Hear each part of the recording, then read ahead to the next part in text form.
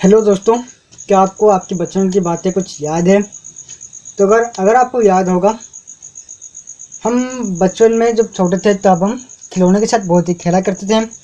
जब भी कुछ नया खिलौना लेके आते हैं तो सबसे पहले क्या करते हैं, उसके साथ खेलते तो हैं लेकिन उसको हम खोलते ज़रूर थे, क्योंकि हमें जानना होता है उसके अंदर क्या है जिसकी वजह से ये ऐसा कुछ काम कर सकता है। अगर आपने कभी जो आरसी कार होता है जो कि रिमोट से ऑपरेट होता है, रिमोट कंट्रोल कार, अगर आपने उसको कभी खोला होगा तो आपने देखा होगा उसके अंदर कुछ मोटर होता है, 1 2 3 कुछ मोटर होता है, जिसकी वजह से क्या होता है उस कार का जो पहिया होता है वो आगे पीछे घूमता रहता है। ठीक है, इसी मोटर की वजह से उसका जो पहिया है वो आगे पीछे घूमता रहता है, जिसकी वजह से कार मूव करता है। तो दोस्तों आपने देखा होगा ये जो मोटर है इसमें एक कैपेसिटर लगा हुआ होता है। तो ये एक सिरेमिक कैपेसिटर यहाँ पर क्यों लगा हुआ है? ठीक है, इस कैपेसिटर की यहाँ पर क्यों क्या ज़रूरत है जिसके वजह से हम यहाँ पर एक कैपेसिटर का यूज़ कर रहे हैं। तो आज के इस वीडियो में हम इन्हीं सब के बारे में जानेंगे, क्यों हम एक मोटर में एक कैपेसिटर को पैरेलल में कनेक्ट करते हैं और वो भी एक सिरेमिक कैपेसिटर यहाँ पर क्यों यूज कर रहे हैं। ठीक है दोस्तों, आप इस वीडियो को शुरू से लेकर आखिर तक जरूर देखिए, क्योंकि मैं इस पूरे वीडियो में आपको सब कुछ प्रूव करके भी दिखाने वाला हूँ क्यों हम एक मोटर में कैपेसिटर का यूज कर रहे हैं। ठीक है, तो चलिए शुरू करते हैं।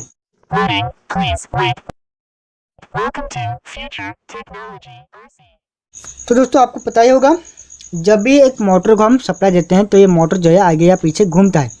ठीक है, तो इस मोटर के अंदर क्या होता है, 2 मैग्नेट होता है दोनों साइड में और एक कॉइल होता है जो कि सप्लाई देने पर घूमता है। ठीक है, तो जब भी हम इसको सप्लाई देते हैं ये क्या करता है, ये एक बैक ईएमएफ क्रिएट करता है, जो एक रिवर्स वोल्टेज होता है। जो वोल्टेज अगर हमारे सर्किट में अगर आ जाए तो ये जो सर्किट है ये जल सकता है।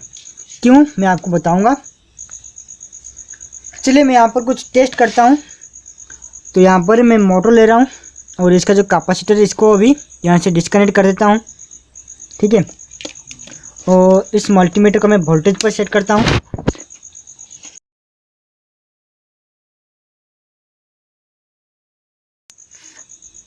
और यहाँ पर मैंने मल्टीमीटर को इस मोटर पर कनेक्ट कर दिया। अभी क्या करेंगे, अभी हम इसमें सप्लाई देंगे।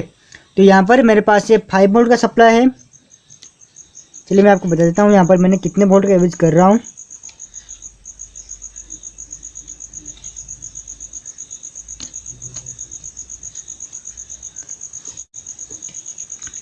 तो दोस्तों यहाँ पर मैं 5 वोल्ट का यूज़ कर रहा हूँ। ठीक है, तो जैसे मैं इस 5 वोल्ट को इस मोटर पर लगाता हूँ तो आप देख सकते हो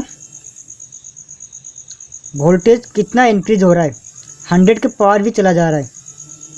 अगर मैं इसको कंटिन्यूटी रन कर रहा हूँ तो यहाँ पर आप देख सकते हो 30 34, ठीक है 20 इसके आसपास वोल्टेज आता है। अगर मैं इसको मोटर से निकाल देता हूँ तो वोल्टेज वही 5 वोल्ट आ गया है।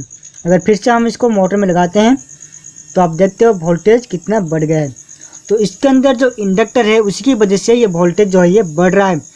तो अगर ये 20 वोल्टेज या 30 वोल्टेज हम इस सर्किट को देंगे, ये जो सर्किट है ये 5 वोल्ट में चलने के लिए है।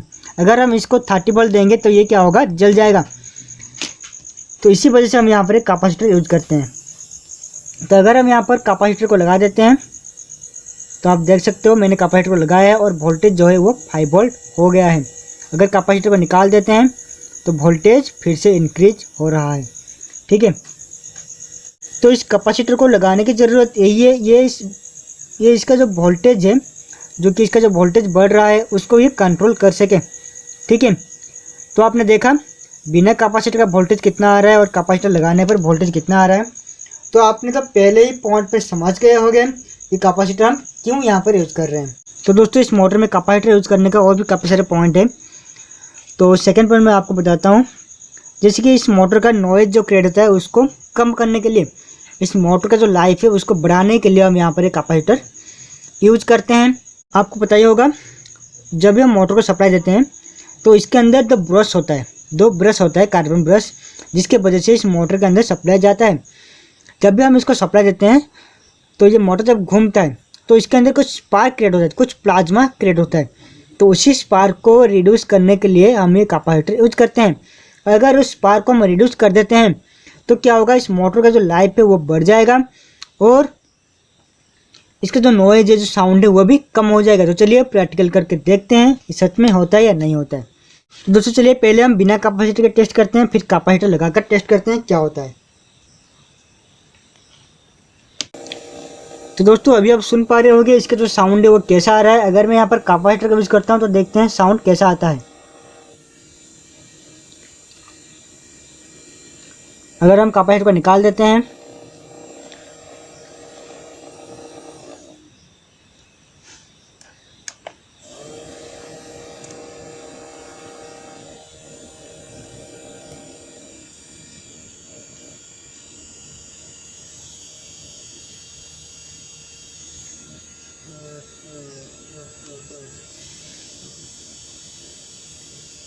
तो दोस्तों आपने सुना, जब भी हम कैपेसिटर का यूज करते हैं तो इसका जो नॉइज है वो डिक्रीज हो जाता है और जब हम कैपेसिटर को निकाल देते हैं तो इसका जो नॉइज है वो बढ़ जाता है।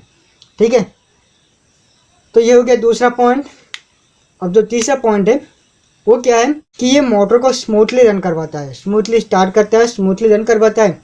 ठीक है, जब भी मोटर को सप्लाई देते हैं तो क्या होगा, ये झटके से स्टार्ट होता है। तो उसी झटके को कम करने के लिए हम यहाँ पर कैपेसिटर का यूज करते हैं। तो दोस्तों मैंने तो यहाँ पर आपको कुछ पॉइंट बताए, तो अभी मन में क्वेश्चन आता है कि हमने तो यहाँ पर कैपेसिटर का यूज करके बहुत सारे फायदे पा लिए हैं, तो यहाँ पर हम जो कैपेसिटर यूज कर रहे हैं ये सिरेमिक कैपेसिटर क्यों यूज कर रहे हैं, क्यों हम यहाँ पर एक इलेक्ट्रोलाइट कैपेसिटर यूज नहीं करते हैं।